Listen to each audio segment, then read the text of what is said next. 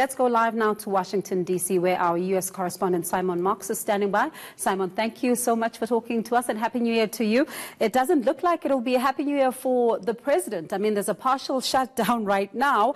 And does this spell a protracted stalemate? Because no one seems to want to back down.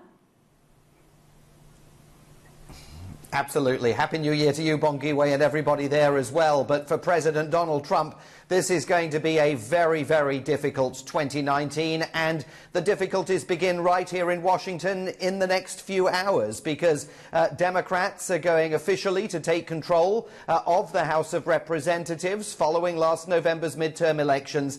And that gives them a significant degree of power in what has been Donald Trump's Republican Washington up until now. Because remember, the Republicans control the majority in the Senate. They control the White House until around midday here today. They control the House of Representatives too. The Democrats, once they take the gavel and they elect Nancy Pelosi, the Speaker of the House of Representatives, will have the power to launch a whole raft of new investigations into Donald Trump's administration. They will be able to compel legally witnesses to come to Capitol Hill and to testify as those investigations get underway.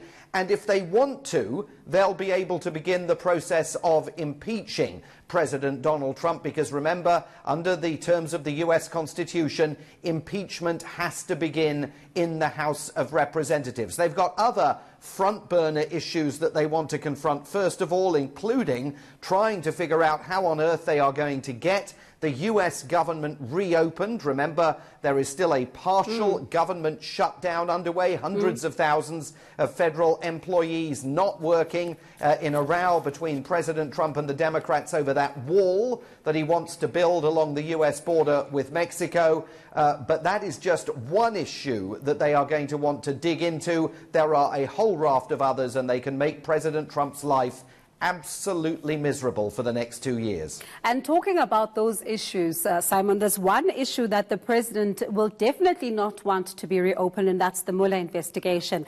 Are there any implications here with the Democrats taking the House of Republicans, because the House of Representatives, rather, can the president be able to maneuver in such a way that this investigation halts?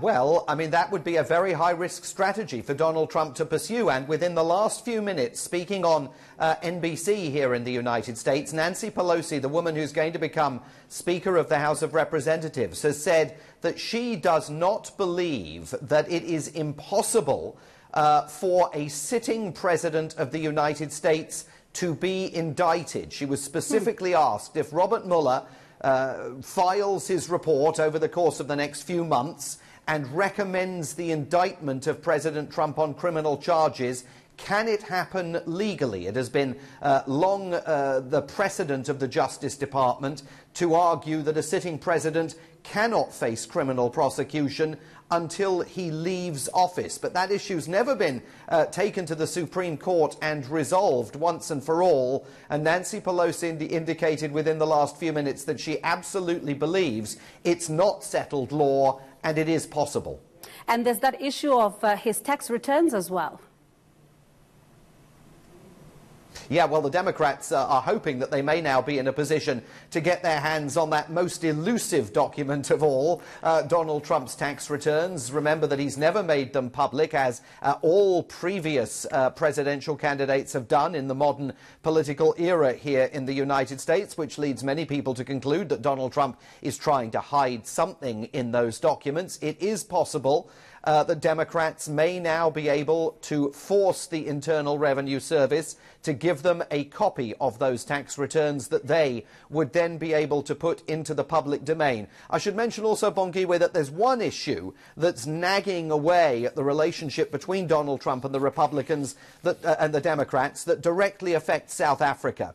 And that is whether or not anytime soon there will be a confirmation hearing for Lana Marks, the South African American-born resident of Florida that Donald Trump wants to send to South Africa to be the new US ambassador to South Africa. Her nomination and scores of others are currently blocked because the Democrats won't agree to bring those nominees to the Senate for confirmation hearings to get underway. Donald Trump has been complaining about that over the last few weeks.